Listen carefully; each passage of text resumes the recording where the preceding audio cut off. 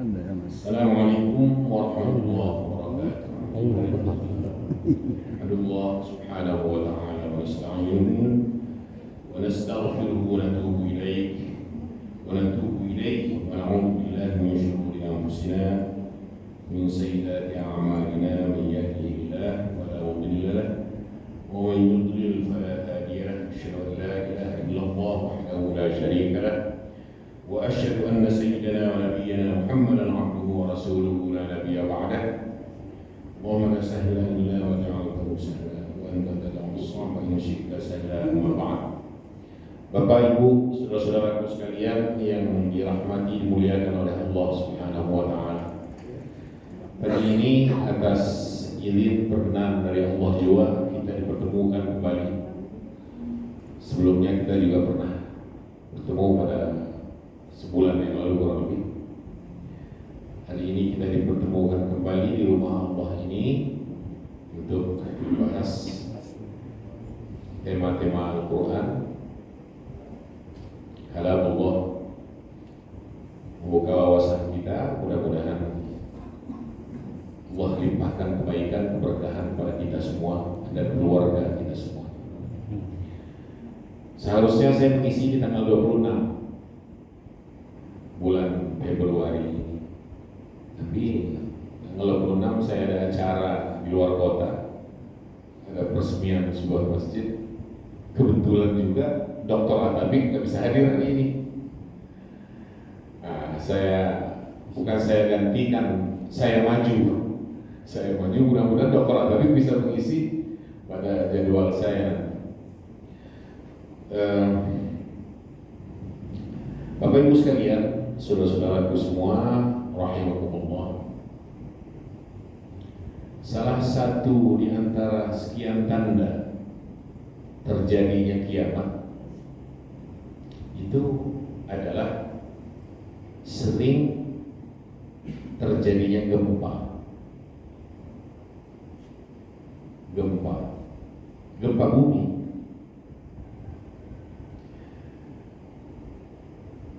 Sebenarnya bumi tidak mau, tapi ada yang menggetarkannya. Karena semua ini dalam kendali Allah yang mengendalikan.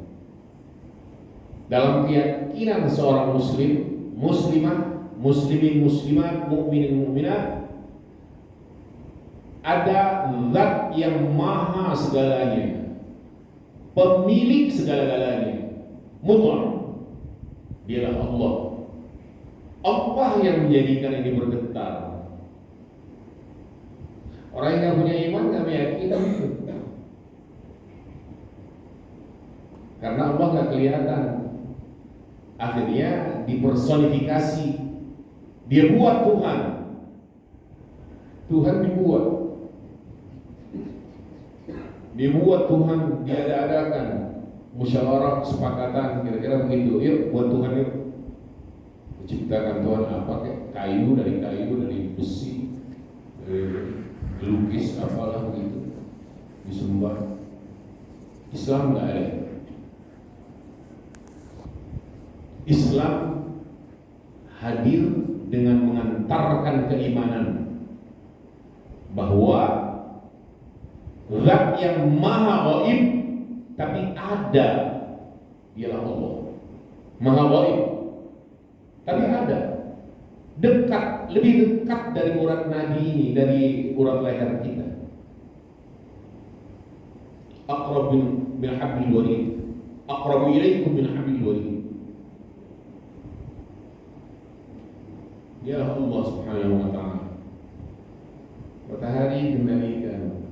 Wasakhkhara asy-syamsa wal qamara kullu yajri li ajalin musamma.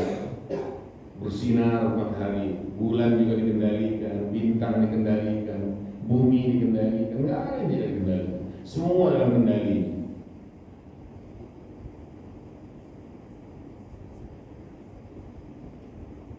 Jadi kalau kita merasakan ada angin berhembus gitu ya, di jalan sana atau di luar lapangan, kita nyuruh angin itu berhembus, Allah.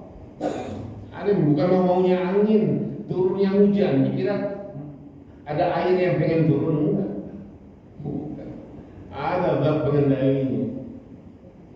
Dan ada malaikat yang diperintahkan oleh Allah untuk mengaturnya.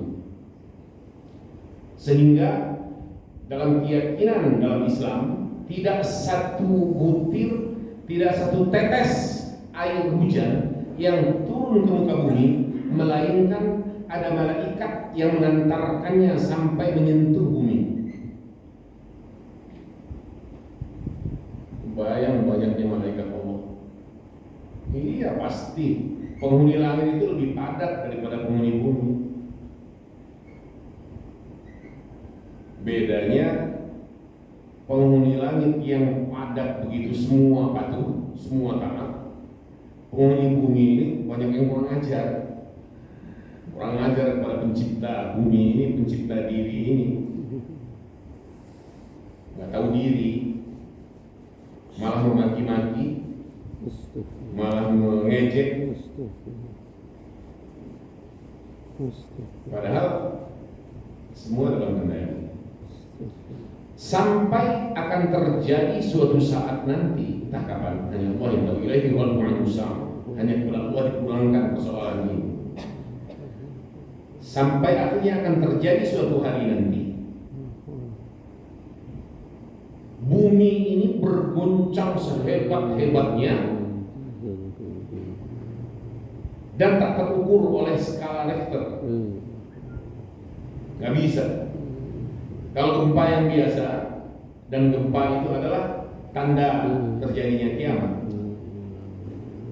Salah satu tandanya adalah banyaknya terjadi gempa. Itu bisa terukur dengan skala Richter. Bisa 6,7, 7,8, 8,9, 6, potensi tsunami, tidak berpotensi tsunami, semua bisa terukur. Tapi ada satu waktu di mana bumi berguncang sehebat-hebatnya dan tidak ada yang bisa mengukurnya lagi. Berhenti semua alat. Goncangannya goncangan khusus peruntukan bumi, dan itu yang ditunggu-tunggu oleh bumi dalam penantian. Wanted, sedang dicari oleh bumi. Kapan nih itu terjadi? Jika kehidupan di dunia ini menjadi tidak perlu lagi,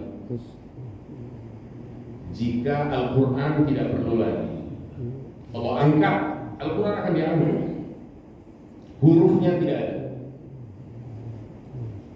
Kerinduan kepada Al-Quran nggak terobati lagi. Semua hafalan orang hilang. Mushaf tinggal lembaran kosong. Ka'bah diangkat.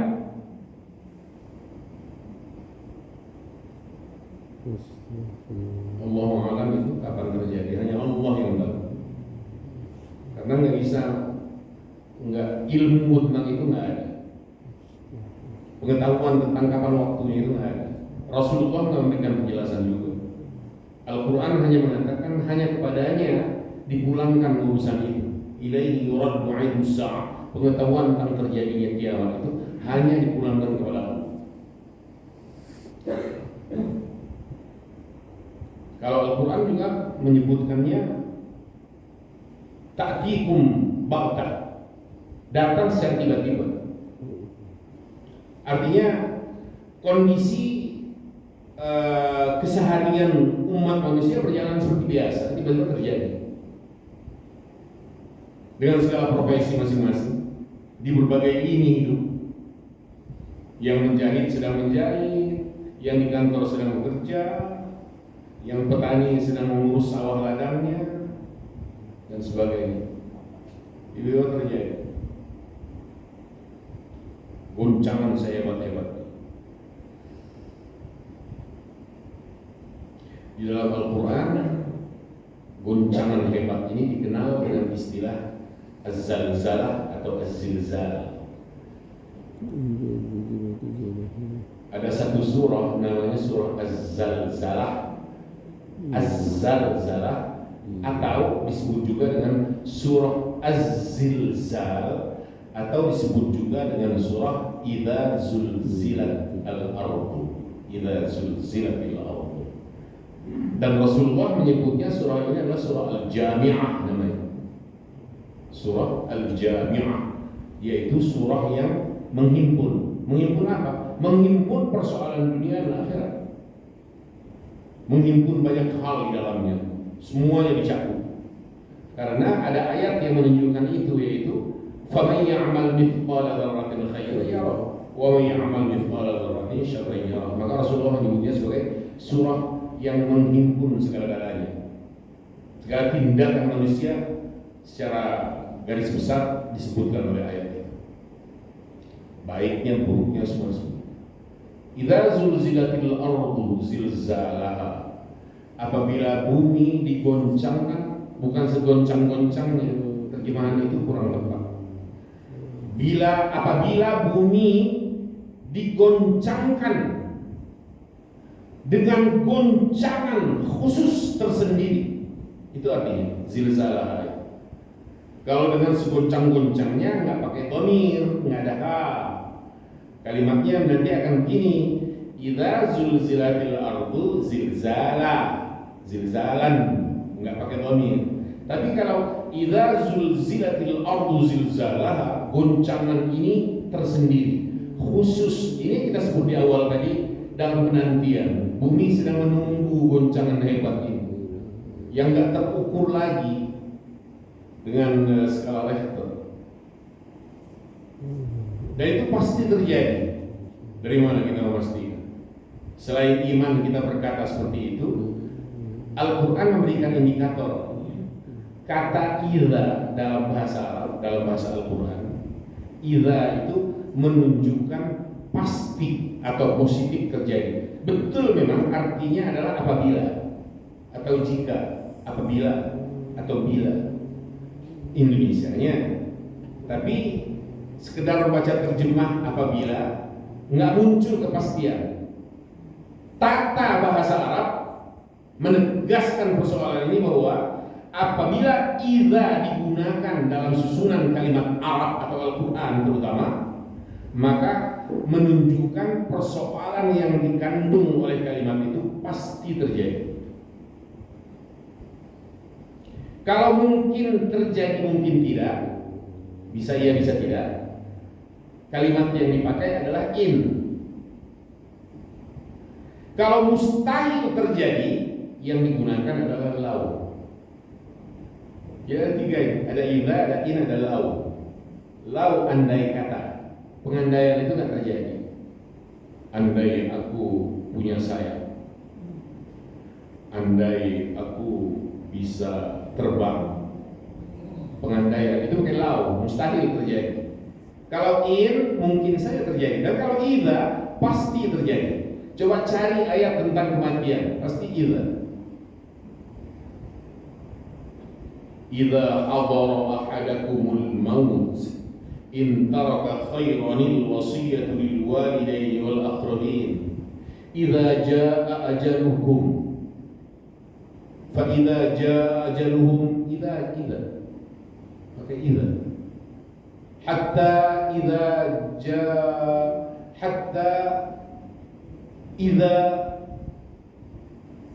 jaa ajaluhum, pakai idza semua. Ajal datang, kematian datang. Kenapa pakai idza? Karena pasti. Kematian pasti nggak? Atau ada yang ragu kalau dirinya bakal mati? Gak ada yang bertahan dalam hidup ini. Nabi Adam mati, Rasul terakhir Muhammad sallallahu alaihi wasallam wafat, para khulafa Abu Bakar, Umar, Uthman, Ali wafat, Abdullah bin Abbas wafat. Ya, kafir-kafir Fir'aun yang ngaku dirinya Tuhan wafat, mati. Mao Zedong mati, Mahatma Gandhi mati, Lee Kuan Yew mati. Penguasa paling lama 32 tahun di negeri ini mati. 40 dokter spesialis menanganinya di RSPP berakhir kematian juga. Kenapa? Tidak ada dokter ke-41, dokter penahan nyawa, pulang juga, nggak ada yang bertahan. Karena memang sunnatullah bahwa tidak ada kekekalan dalam dunia, semua berakhir, nggak ada yang bertahan. Maka tentang kematian digunakan idza.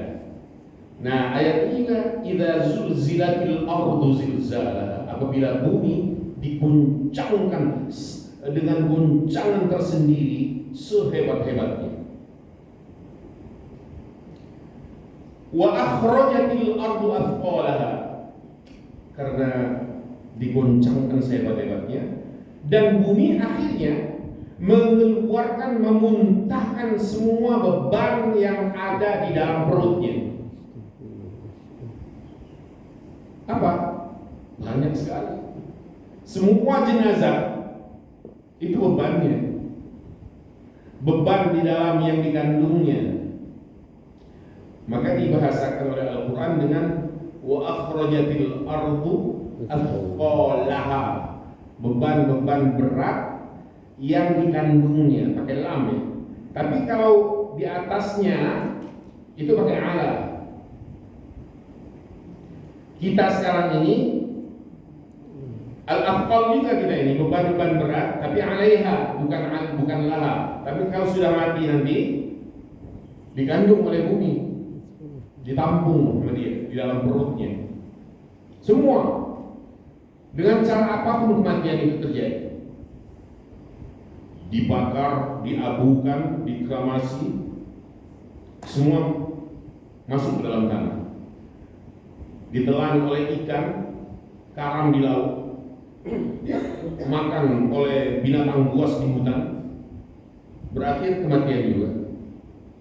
Hewannya pun mati dan kembali ke tanah. Ini juga sunnatullah. Minha khalaqnakum, dari tanah kamu kami ciptakan. Wa fiha nu'idukum, dan ke dalam tanah kami kembalikan. Wa minha nukhrijukum taratan ukhra, dan dari dalam tanah juga kami keluarkan kembali. Maka di antara rahasia kenapa sujud dalam setiap rakaat itu 2 kali, itu punya makna. Sujud pertama mengisyaratkan bahwa aku berasal darimu tanah, badan ini darimu tanah. Allah ciptakan jasad ini darimu, dari kamu wahai tanah. Sujud yang kedua punya makna, punya pengakuan di dalamnya bahwa jasad ini pun pada waktunya akan kembali kepadamu wahai tanah.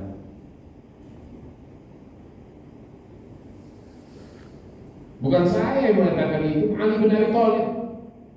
Kalau protes Ali.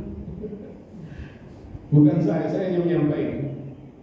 Sahabat Ali bin Abi Thalib karramallahu wajhah mengatakan di antara nilai selain menunjukkan kedekatan diri seorang hamba kepada Allah, sujud sampai 2 kali itu nilainya itu sebagai pengakuan kita bahwa engkau cipta ya Allah dari tanah. Sujud kedua kalinya, dan engkau akan kembalikan lagi ke dalam tanah ya Allah.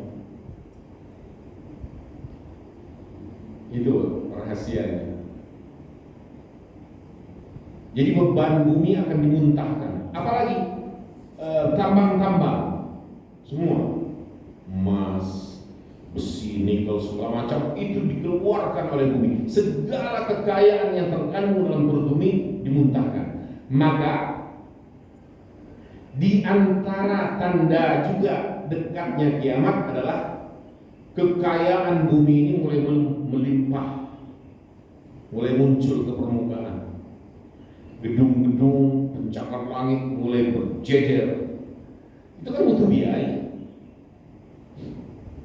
biaya yang membuat. Pemindahan ibu kota aja kena biaya sampai 500 T. Kalau jadi ya, orang lagi susah, yang disinggung aja repot. Diarahkan ke situ. sudahlah itu urusan. Cuma kita prihatin, kok bisa dan kok bisa disahkan. Hebatnya kekuasaan bisa segala-galanya bisa disingkirkan. Tapi begitu kan cenderung otoriter, nggak mendengarkan aspirasi bawah, akar rumput, semua menjerit, dimuntahkan. Wa akhrajatil ardu athqala, athqal itu berat. Ketika itu waqala al-insan ma, manusia bertanya-tanya satu sama lain. Ada dua pendapat tentang ini dari kalangan ulama tafsir. Ada di antara mereka yang menyebut bahwa yang bertanya itu adalah mukmin dan kafir, dua-duanya. Ada apa ini? Kok bisa? Kok terjadi goncangan sehebat ini? Enggak henti-hentinya. Terus kondisi manusia seperti apa? Seperti orang mabuk. Berjalan seperti orang mabuk, tersungkur, bangun tersungkur lagi, sehebatnya goncangan. Wa taranna sesukara, kata Al-Quran, dan kau lihat manusia seperti orang mabuk. Wa ma'hum bisukara, padahal mereka sebenarnya tidak sedang mabuk, kata Allah. Walakin 'adzabullah syadid, tapi siksa Allah saat itu memang sangat pedih. Ada lagi yang mengatakan goncangan ini terjadi dan timbul pertanyaan dari orang yang kafir, yang mukmin, yang hidup kalau masih hidup ya. Orang mukmin yang hidup ketika itu nanti dia diam. Dia tahu kok bahwa ini berakhir sudah dunia. Yang kafir karena tabiatnya sejak awal adalah penolakan, pengingkaran dan tidak mengimani persoalan ini. Bertanya nih, kenapa ya? Nggak berhenti. Kenapa begitu hebat? Kenapa terjadi kerusakan yang luar biasa? Waqala al-insanu ma. Tapi menurut catatan lain dari kalangan ulama tafsir juga menyebut bahwa saat ini terjadi tidak ada satu pun lagi seorang yang beriman di dunia ini. Semuanya orang-orang yang mengingkari Allah Subhanahu wa ta'ala. Tidak ada lagi orang yang beriman. Tidak ada lagi yang datang ke masjid.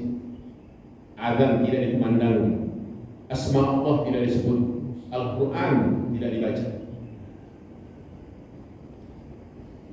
Saat itu yang ada hanyalah orang-orang kafir. Mereka saling bertanya satu sama lain. Wa qala al-insanu ma yauma idzin tuhadditsu akhbaraha. Ketika itu, pada hari itu, bumi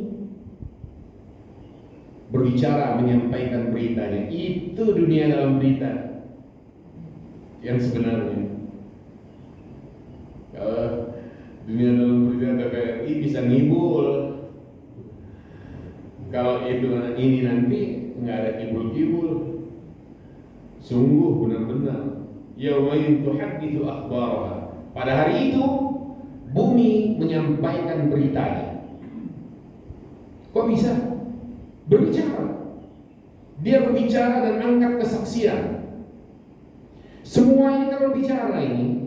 Persoalannya kita nggak paham aja atau nggak dengar, nggak tahu. Kalau bicara. Ini makhluk Allah semua. Dan pada zamannya dulu, titik tertentu masa silam masa lalu, itu ngomong. Nggak usah jauh. Di zaman Muhammad SAW saja, ketika beliau beriring-iringan bersama para sahabat, beliau sedang berjalan diiringi oleh para sahabat Rasulullah SAW. Oleh para sahabat disampaikan ke Rasulullah, ya Rasul, kami mendengar ada ucapan sholawat, ada ucapan salam untukmu. Assalamualaikum ya Nabi Allah, Assalamualaikum ya Rasul. Tapi nggak ada orang. Kami dengar salamnya aja. Apa jawab Rasulullah? Semua kayu, semua batu ini ngomong, bicara dan menyampaikan salam kepada aku. Apalagi zaman Nabi Sulaiman, semua bicara, bisa menangis, nggak usah jauh. Zaman Rasul juga, zaman Rasul Sallallahu Alaihi Wasallam, Muhammad Sallallahu Alaihi Wasallam, ketika Masjid Nabawi sudah mulai diperluas, mulai dibesarkan zaman itu ya, dengan kesahajaannya, belum seperti hari ini yang heboh luar biasa. Masih dari pelepah-pelepah kurma juga, tapi sudah mulai diperluas karena banyaknya kaum muslimin yang beribadah di sini. Sebelum itu diperluas, Rasulullah menggunakan tongkat. Setiap kali beliau berkhutbah, berdiri begini, datar, beliau gunakan tongkat dari pelepah kurma, dari tangkainya. Atas usulan para sahabat, inisiatif kaum muslimin, ya Rasul, karena banyaknya jamaah, bagaimana kita buatkan mimbar? Boleh, nggak apa-apa, dibuatkan mimbar. Rasulullah naik setelah jadi untuk menyampaikan khutbah. Nah, tongkat ini digeletakkan begini saja, nggak dipakai lagi. Karena Rasulullah sudah mulai berada di ketinggian ya di mimbar. Jadi beliau nggak menggunakan tongkat juga. Apa yang terjadi? Terdengar tangis manusia, seperti manusia, bukan tangis manusia. Tangis seperti tangis manusia. Semua mendengar. Rasulullah turun dari mimbar, mengambil tongkat dan mengusapnya. Ternyata sumber tangis tadi itu tongkat tadi. Apa kata Rasul? Kalau tidak saya usap tongkat ini, dia menangis sampai hari kiamat. Kenapa dia menangis? Rindu tangan Rasul, merasa dikesampingkan. La haula wala quwwata illa billah. Muhammad Rasulullah sallallahu alaihi wasallam.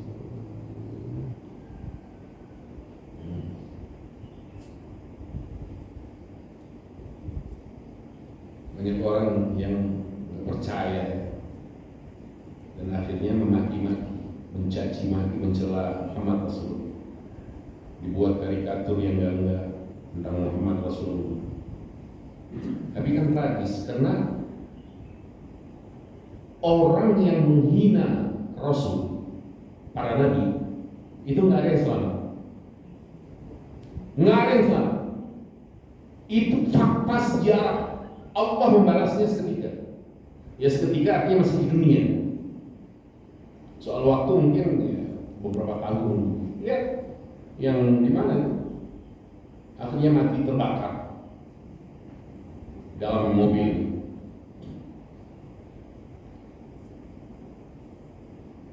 Dan nggak bisa keluar. Dan orang menolong makin disiram, makin membesar apinya. Nggak bisa padam. Hukuman Allah. Dia buat karikatur tentang Muhammad, karikatur anjing.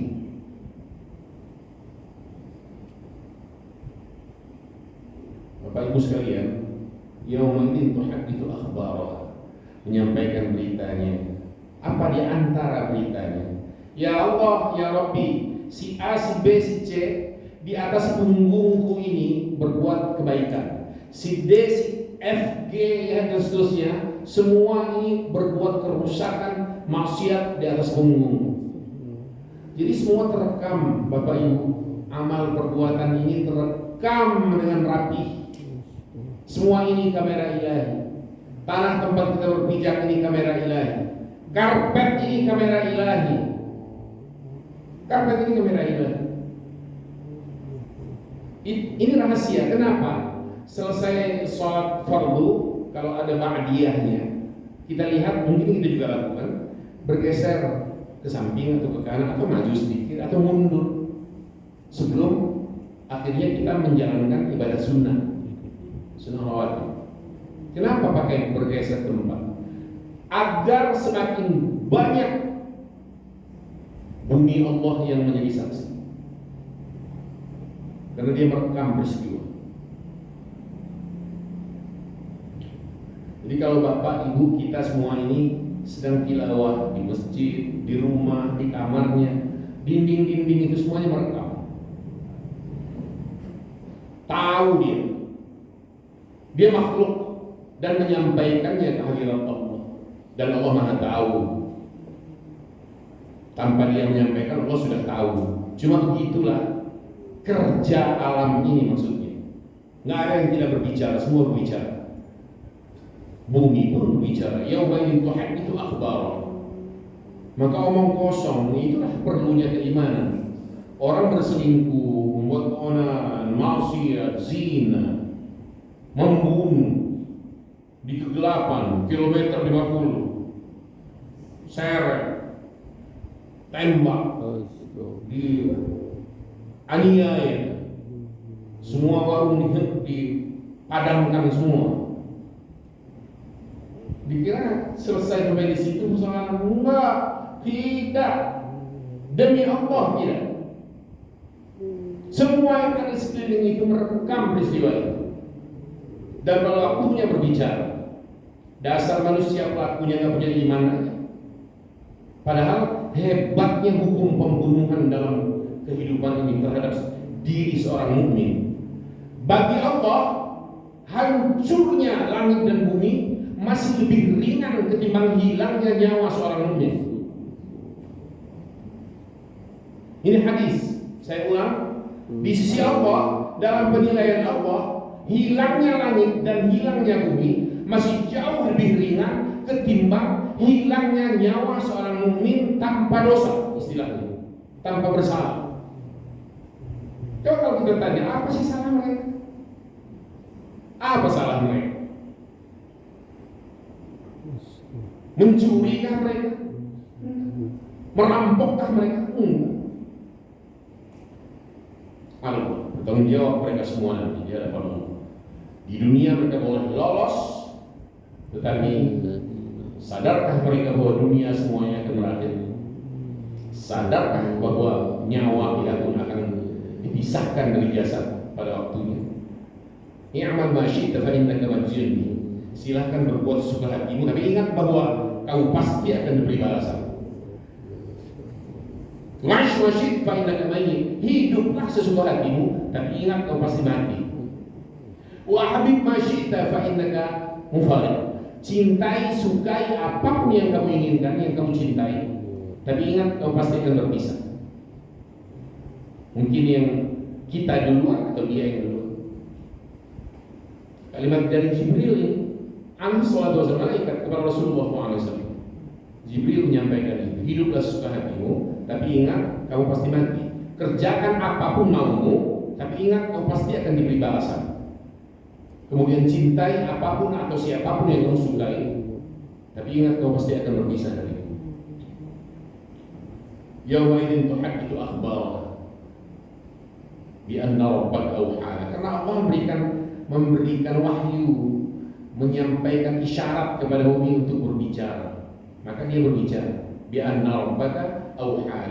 Karena Tuhanmu wahai Muhammad awha, telah mewahyukan, memberikan isyarat kepada bumi agar berbicara, menyampaikan beritanya bi anna rabbaka awha. Yauma ini yasnun nas, pada hari itu nanti manusia semuanya keluar. Yasdur itu artinya keluar. Yakhruj, yasnun nas ashdada, keluar dari kubur. Keluar dari kubur semuanya.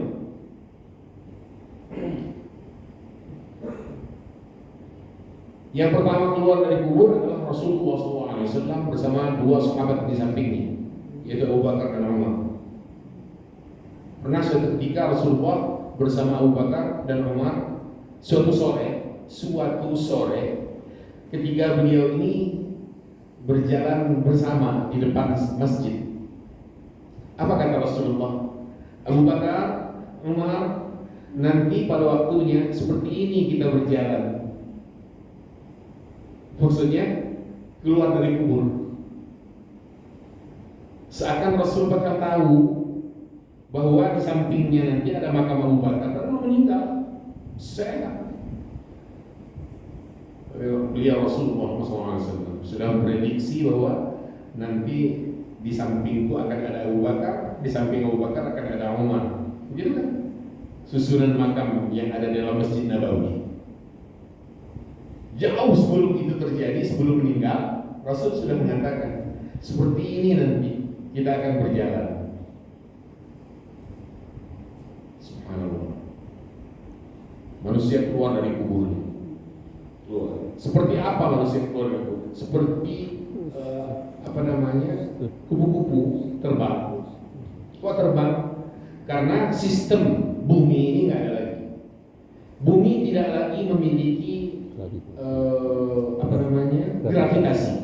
Tidak ada gravitasi. Daya atau gaya gravitasi bumi hilang.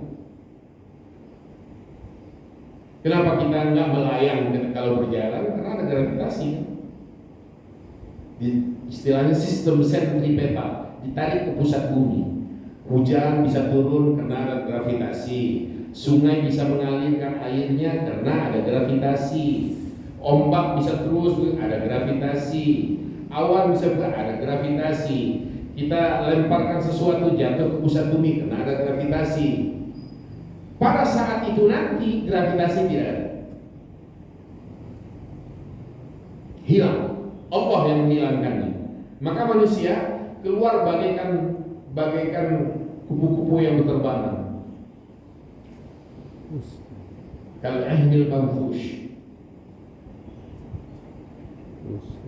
Ringan badannya. Kemana mereka menuju? Ke satu titik pusat panggilan, yaitu mahkamah ilahi Allah Subhanahu wa ta'ala. Apa yang terjadi sekeliling? Semua lenyap. Lautan tidak ada. Nggak ada air. Laut tidak ada. Sungai tidak ada. Sumur kering. Semua tidak ada. Semuanya gersang. Masing-masing mempertanggungjawabkan amalnya.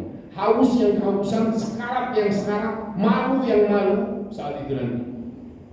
Kecuali orang-orang yang betul-betul dekat kepada Allah dalam hidupnya. Mereka merasa segar, senang, walau tidak ada air, mereka tidak kehausan.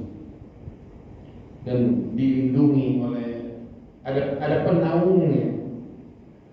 Terik luar biasa pada saat itu nanti. Tidak ada tempat berteduh. Semua bangunan kosong. Semua bangunan nggak ada. Gunung pun tidak ada. Yauma takunul jibalu kal-'ahnil manfush. Seperti kapas yang terbang. Dalam kajian Al-Quran, gunung itu terpisah dari bumi. Artinya bukan bagian yang melekat pada bumi, bukan. Dia ibarat meja ini ada paku. Nah, ada paku. Pakunya inilah yang namanya gunung. Paku kan bukan meja. Begitu juga gunung. Gunung itu bukan bumi. Dia adalah ibarat paku. Wal jibal autada, itu dalam Al-Quran. Watad itu artinya pasak. Maka pada waktunya pasaknya diangkat, hilang. Semua datar. Dan bumi berubah menjadi bukan bumi lagi. Yawma tubaddalul ardu ghairal ardi was samawati wa barazulillahi wahidil qahhar. Pada hari bumi diganti oleh Allah dengan bukan bumi lagi, entah apa namanya. Dan langit pun dibiarkan. Yawma nafis samawati wa yusjil kutub kama bada'na awwala khalqin nu'id. Pada hari ketika langit itu digulung bagaikan lembaran buku digulung. Enggak ada. Atas itu enggak ada. Terus itu kan wilayah malaikat. Malaikat semua turun. Wa nazzalna al-malaikata tanzila. Malaikat turun semua.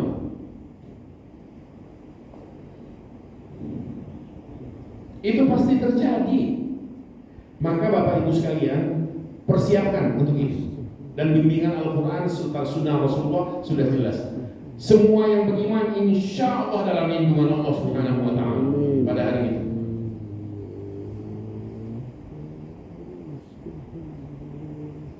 Hadits akhbarah bi anna rabbaka wa'ala yawma idzi yasdurun nas ishtatan liyura a'malahum, untuk diperlihatkan kepada mereka amal mereka.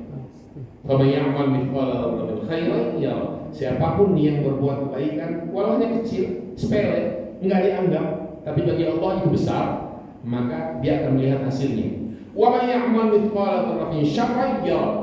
Keburukan, kejahatan sekecil apapun dia akan melihat juga hasilnya.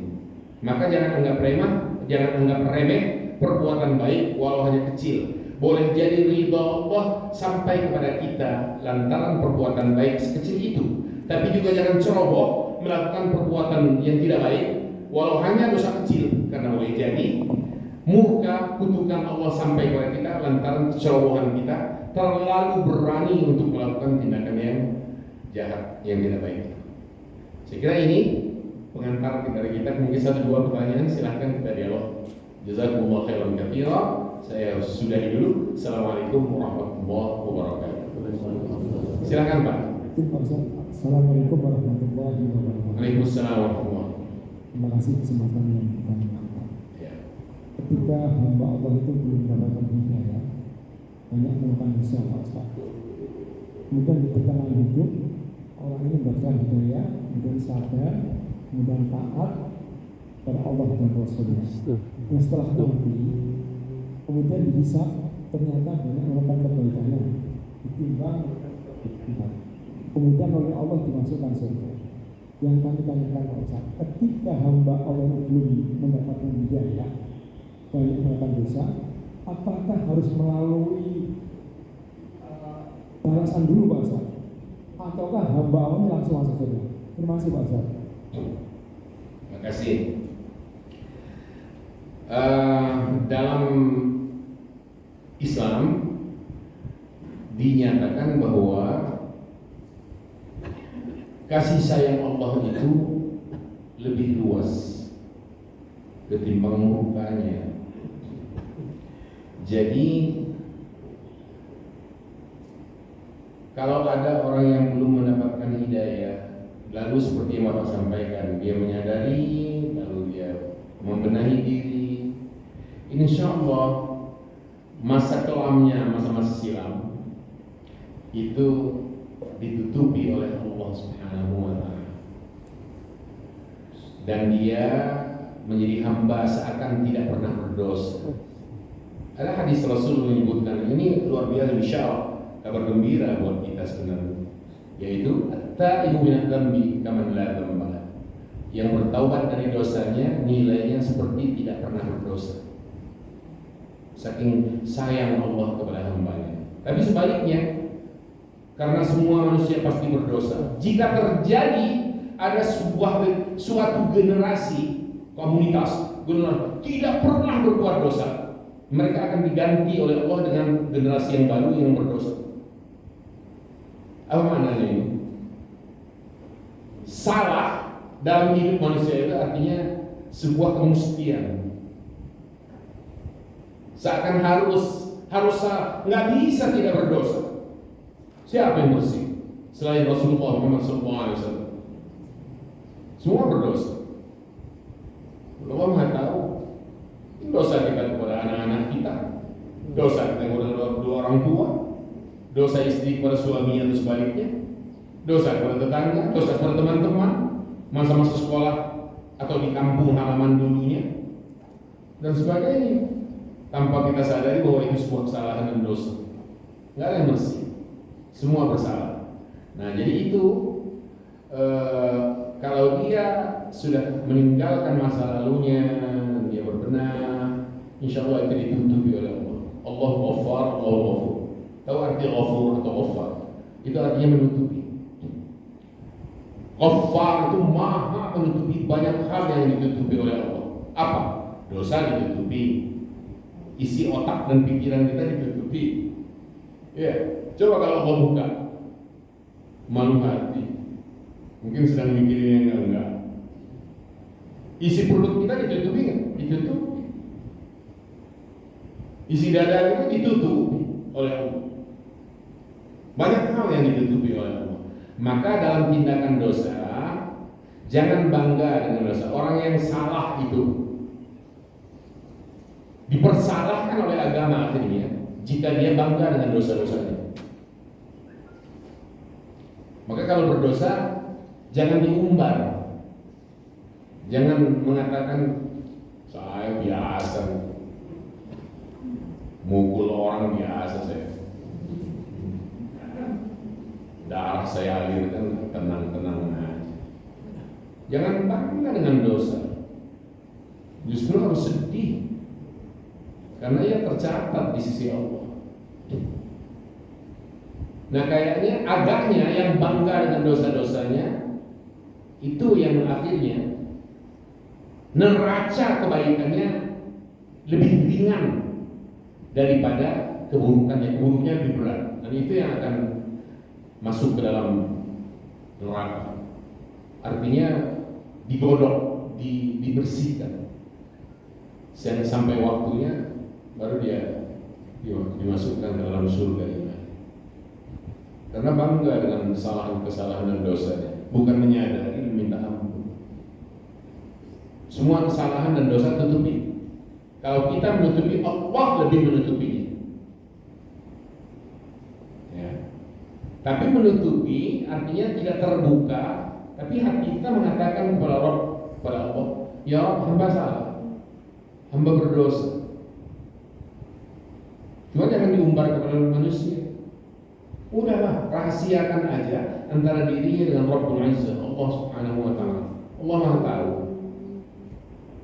Jalin komunikasi yang harmonis dengan Allah. Allah mendengar, Allah ada, Allah Maha segala-galanya. Nafas kita ini harus diisi dengan Allah.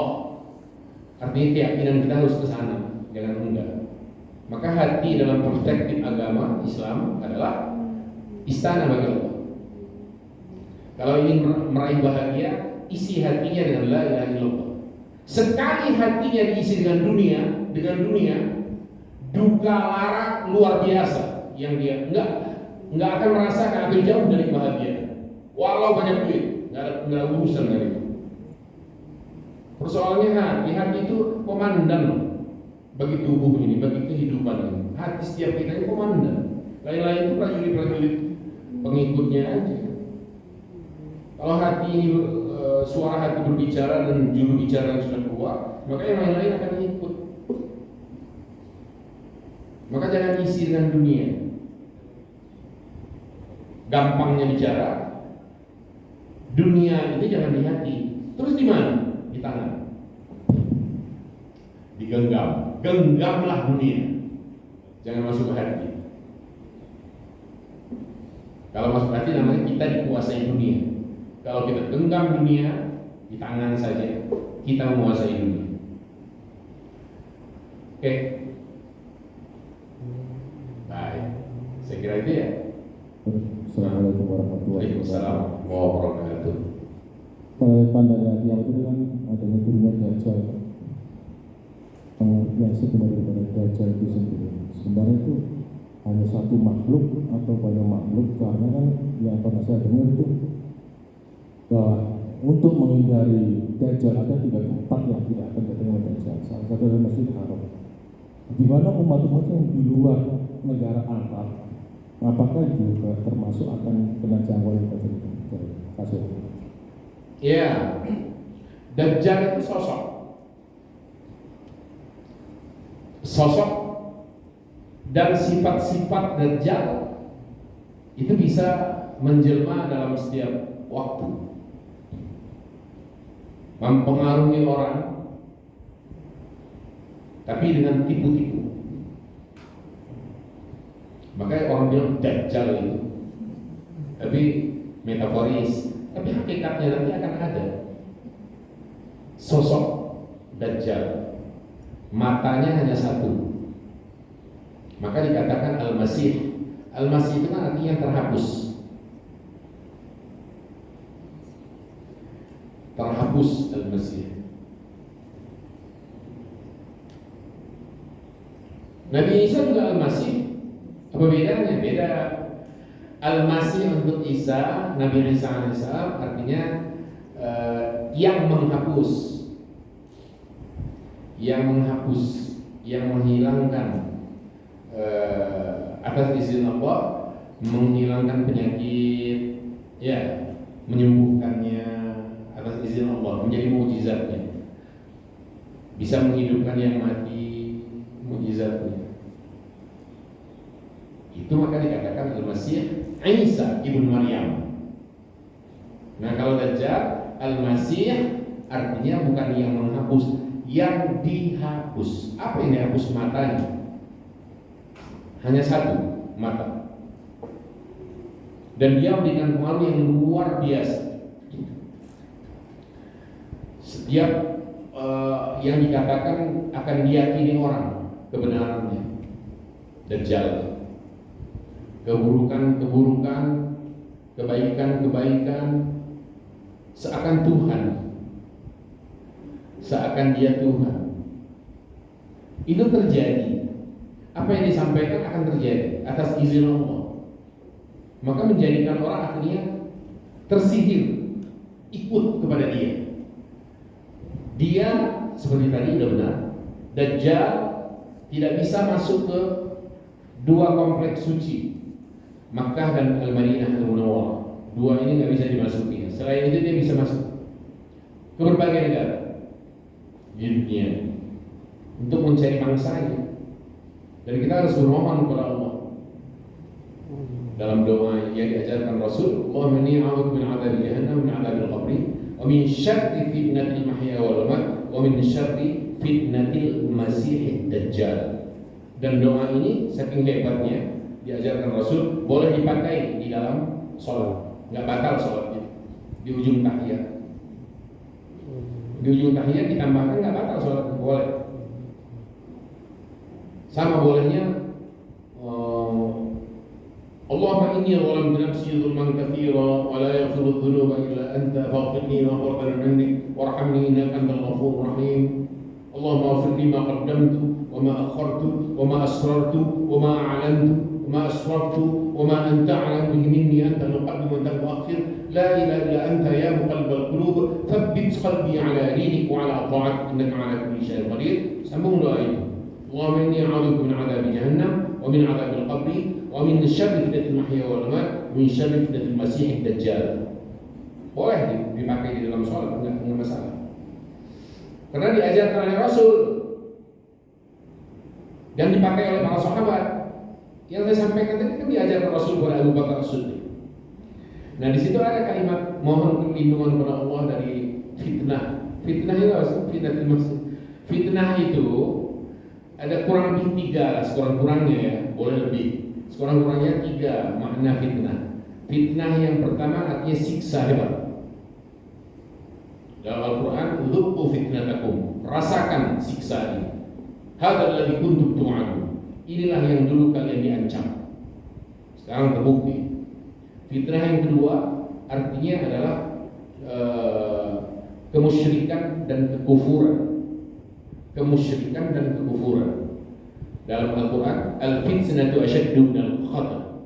Kekufuran dan kemusyrikan itu lebih hebat, lebih sadis begitu daripada pembunuhan itu sendiri.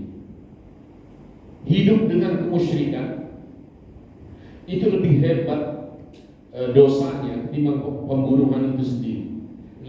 Lebih sadis hidup dalam kemusyrikan. Itu arti al-fitnah. Cuma orang Indonesia mengatakan fitnah itu lebih kejam daripada pembunuhan. Dikira fitnah ini fitnah bahasa Indonesia. Kalau fitnah ini bahasa Al-Quran. Fitnah yang ketiga untuk arti musibah.